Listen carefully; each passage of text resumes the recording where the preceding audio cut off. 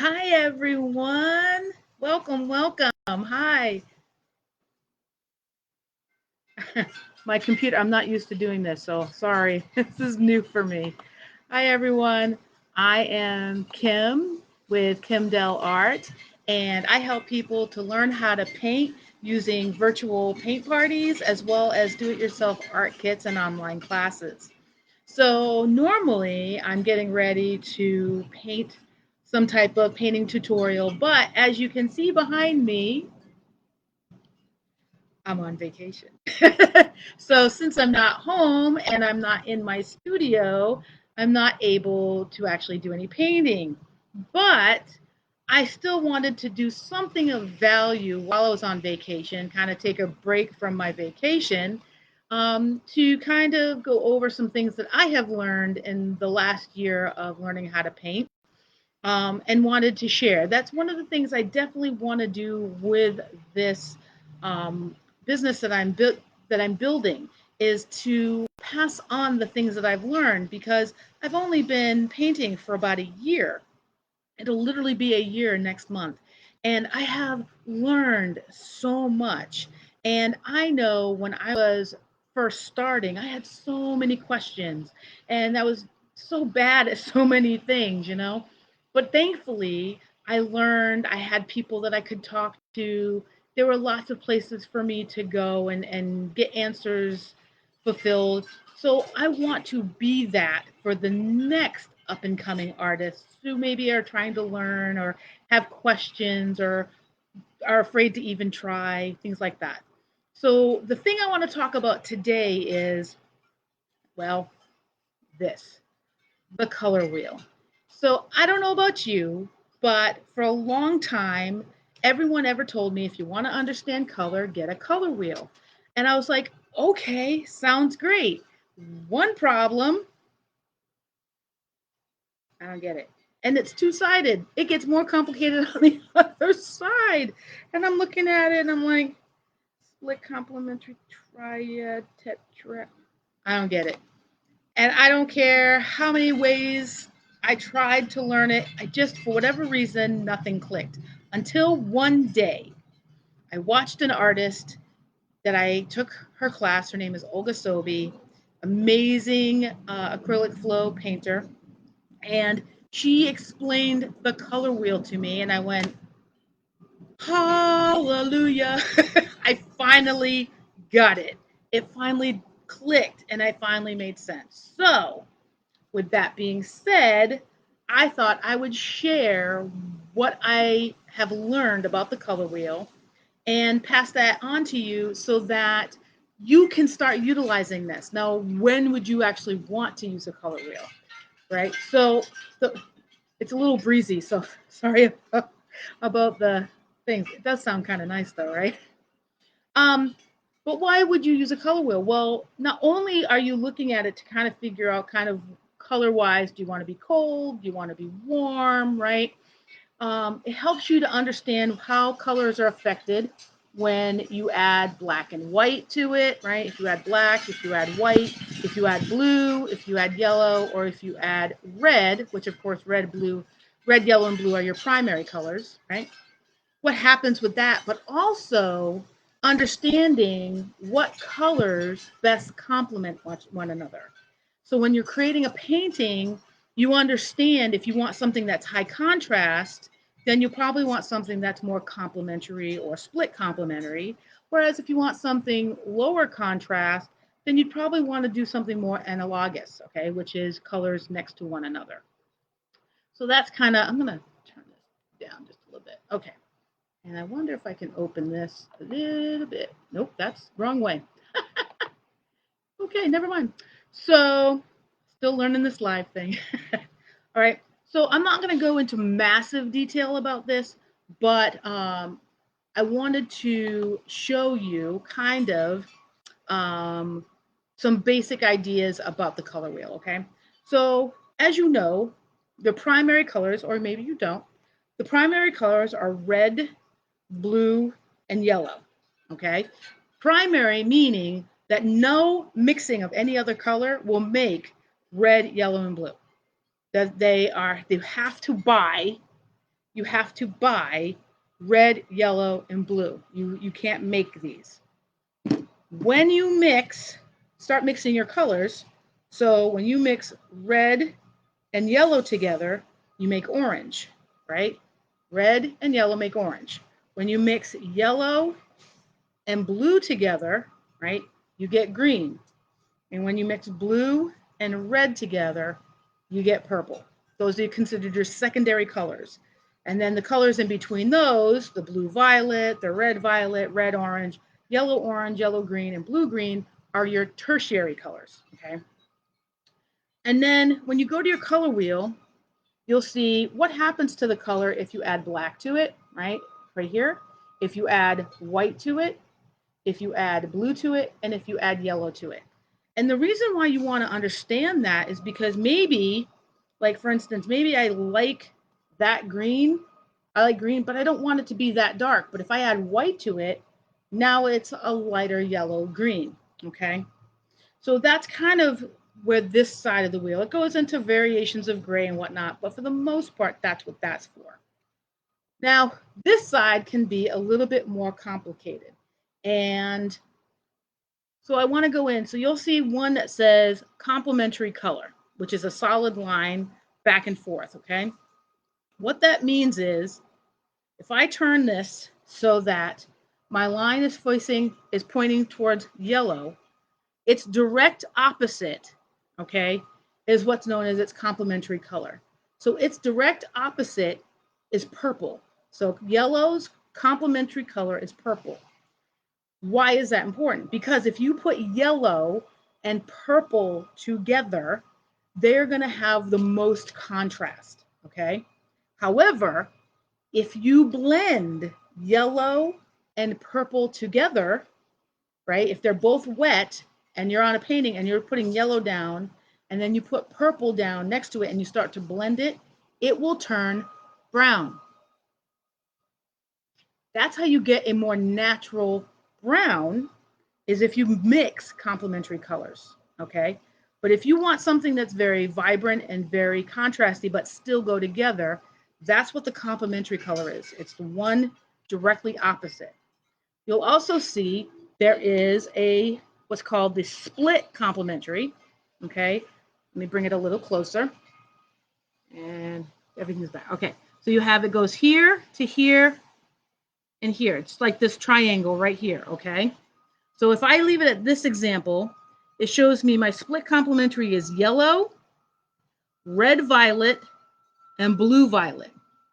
So if I use yellow, red violet, and blue violet together, they're going to be very complementary to one another in a piece, all right? I mean, if you think of it this way, and as far as complementary colors, I'm going to move it to red.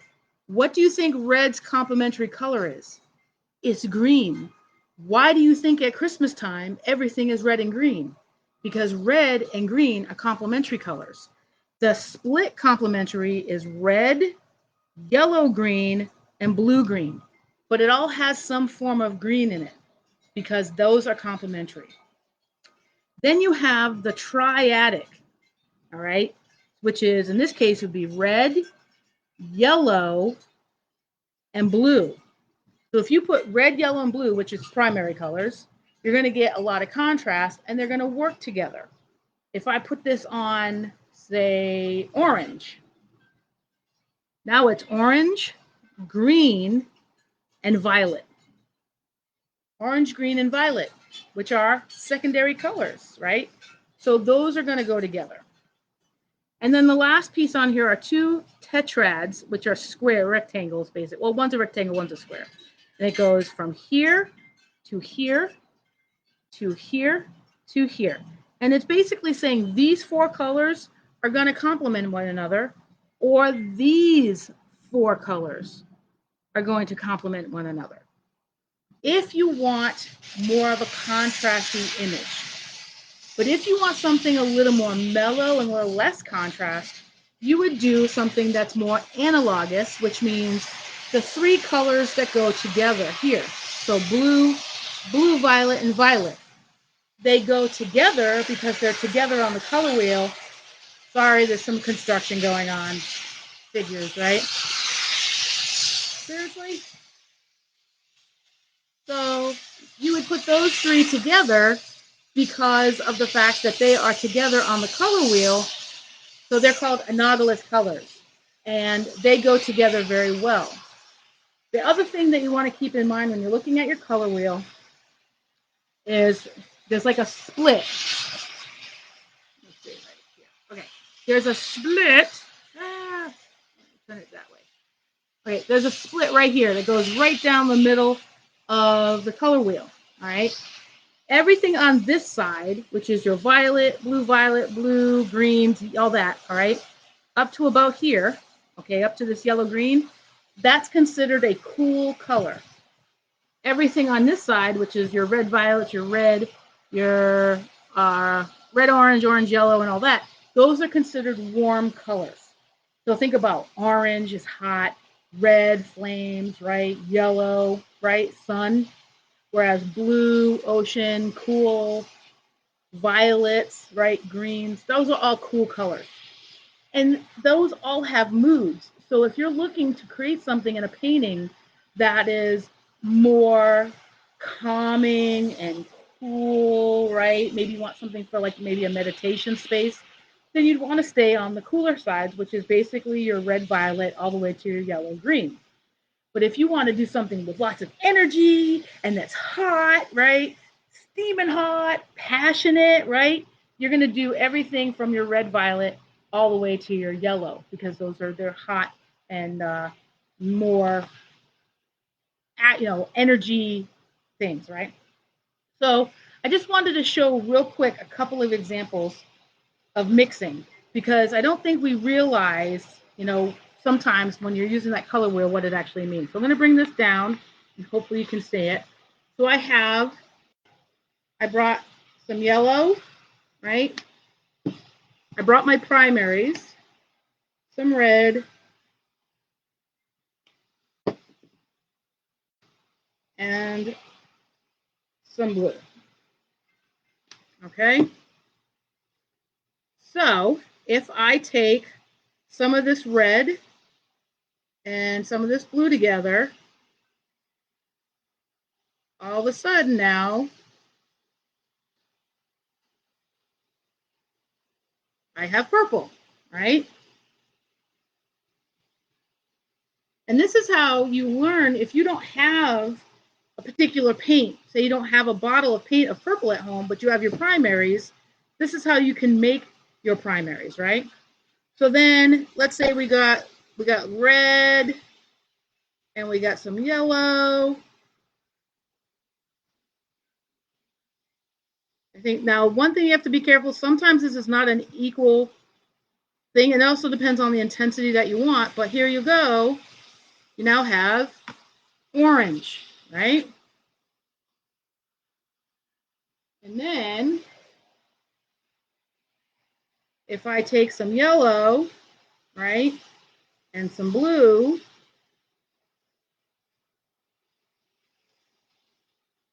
oh, what do you know? I've got green. Okay?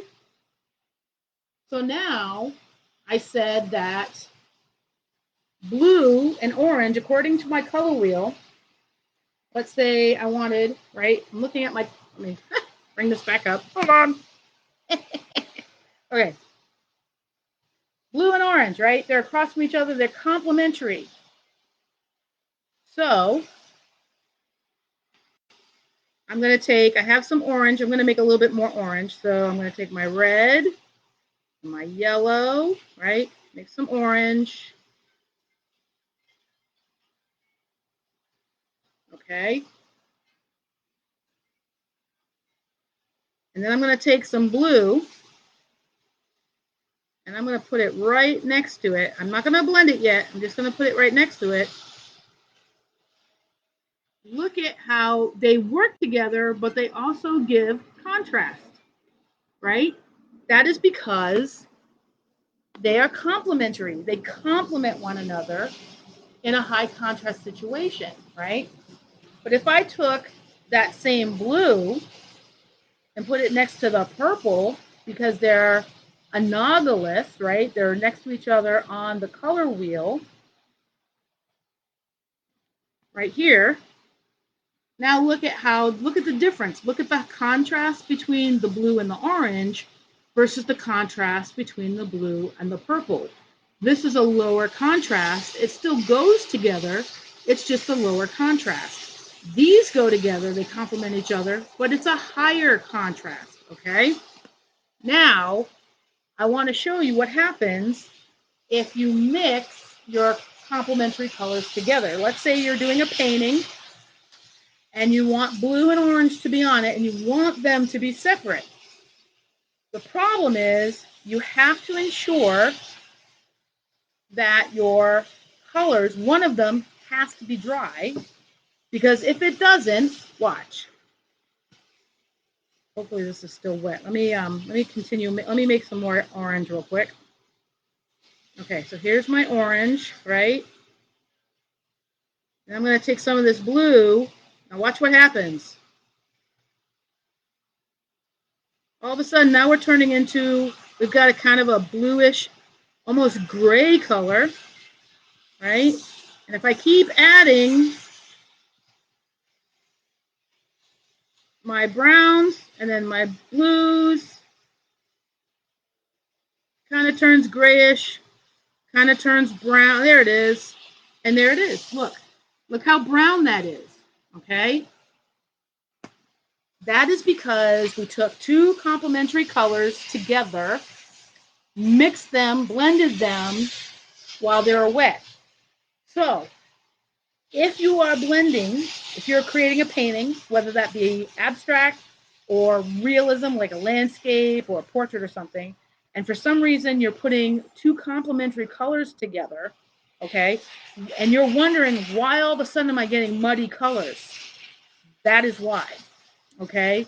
You will get a brownish color when you mix those complementary colors. But knowing that, okay, go ahead of time, you will be able to say, okay, I want blue and orange. Do I want them to mingle? No, I don't. So one needs to dry before you add the other so that they don't mingle, and you'll still have your blue and your orange, and it'll have lots of contrast, but not that mudding. But the one thing that's great to know about this is if you wanted a brown color that would be harmonious with either the blue or the orange that you were using to make that color, what you could do then is you have that brown, but now you could use either the blue or the orange or both in your painting, and all three colors will be harmonious in that one painting because of the fact that you used the blue and the orange to make that brown. And then understanding that knowledge, you can create an entire color palette of different colors that you can use to make a harmonious painting. But I'll show you that in a later painting. That was, when I learned that lesson, it was really cool. So that'll be a completely different lesson. All right. But that's what I want you to understand is when you understand how to read the color wheel, right, and you understand tone and tint and all that stuff, you will understand, oh, well, this goes together and this does together. I want something, what kind of mood do I want? I want it to be mild and calm. Well, then you're going to want to go more of your cool colors because they're more subdued. Blue is known for calm. Violet is known, purples, the cooler colors are calm, quiet. Whereas yellow and orange and red, they're bright, right? And they're loud. Bright colors like that you don't want in, say, your bedroom or a meditation room where you're trying to rest and sleep. That's not gonna work. Okay, so you need to think about what it is that you're trying to paint. What's the feeling that you want, especially if you're doing abstract. Abstract is nothing but emotion tied to color, texture, and form. When you're painting, say, a portrait or a landscape or flowers, a lot of times nature is telling you what you need to be painting, right? But when you're doing abstract, there's no picture to go by. You kind of have to go by how it feels, what it is you're trying to portray. So that's understanding color is so important and how it works together. All right. So tell me in the comments, have you ever tried reading a color wheel before? And if you have, was it successful? Do you now understand it better than you did before? Let me know. Have you not bought a color wheel in the past because you looked at it and went, yeah, I don't get it? Because that was me. I totally didn't get it until somebody finally explained it. So hopefully this helps. Hopefully once you start understanding things like color and how it works together, it's going to be really important for your painting. So then you'll know, okay, what color do I want? What colors work best with that? Oh, well, let me go look. Do I want something that has high contrast? Or do I want something that's more, harmonious and works together? Or even more monochromatic and you can do colors of blue. That's what this is. This is telling you this is what it looks like. I guess I should probably go over that. Um, let's see. Where'd it go? It tells you on here. So in case you ever, oh yeah, tint, here we go. There it is. Tint, tone, and shade. The tint is what happens. So the first color underneath your main color is what happens when you add white to it. The second one is what happens when you add gray to it. And the third one is what happens when you add black to it. So maybe you want to do more of a monochromatic, a monochromatic color scheme. So you want to stay in the orange family, right? But now you can kind of change it up and you have your oranges over here. Maybe you want to add a little bit of yellow and everything. And you can see how those colors are affected when you add white, when you add gray, and when you add black. I don't know where you are. It's Florida. I'm in Florida and it's hot. You haven't noticed. Woo, it's warm today. Where are you? Let me know where you are. I probably should have asked that first. Give me your name and where you're from and where you are when you're watching this. Whew, it's hot. It's summer in Florida. That's just the way it is. But I'll be honest, I don't think I'd ever want to live anywhere else. I love living here. So, all right, so that's pretty much it. If you have any questions about the color wheel, something maybe I wasn't completely clear on, or I know I went over it a little quickly, just let me know. Put a comment in. I'll make sure to get back to you right away. And if you ever have any questions or something maybe you'd like me to cover, if I know, I will teach it. If I don't, I will learn it and then I will teach it. So hopefully that will be helpful. I hope you enjoyed this video. If you did, please think about subscribing to or becoming a fan of my page, subscribing to my YouTube channel, which is Kim Dell Art. I'm also on Instagram at Kim Dell Photo and Art. And if you're interested in learning about virtual paint parties or my do-it-yourself art kits that come with an online class, just put a comment in the comments. Comment below, and I will be sure to give you all the information regarding that. The great thing about the art kits is I send you the art kit. It has everything that you need, brushes, paint, the canvas, all of that. And then with the information, you'll get a little link or a QR code that sends you to the link where you'll have a video of it being created step by step. Okay. And the nice thing is you have access to that video for as long as you like. And you can pause it, you can go back to it, rewind, whatever you need. You can paint it on your own time in your own home. You don't have to go anywhere to do it. And the same thing about the virtual paint parties. I'll be listing a schedule of virtual paint parties coming up for this fall.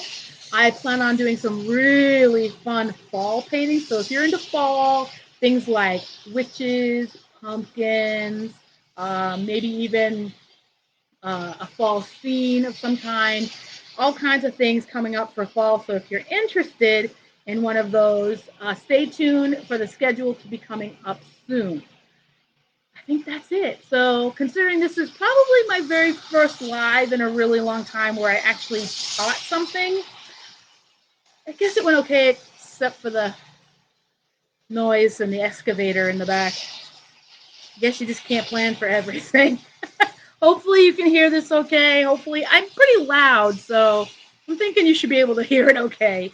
I'm gonna go get a cold drink and cool off. And actually, I think I might. I don't know. I'm thinking I might go here.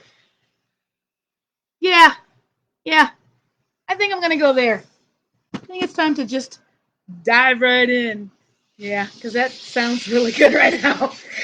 Woo, cool off. All right, you guys, have a fabulous rest of your day, and I will see you next time. So until I see you for our next lesson or talk or whatever, you keep painting and have a great day.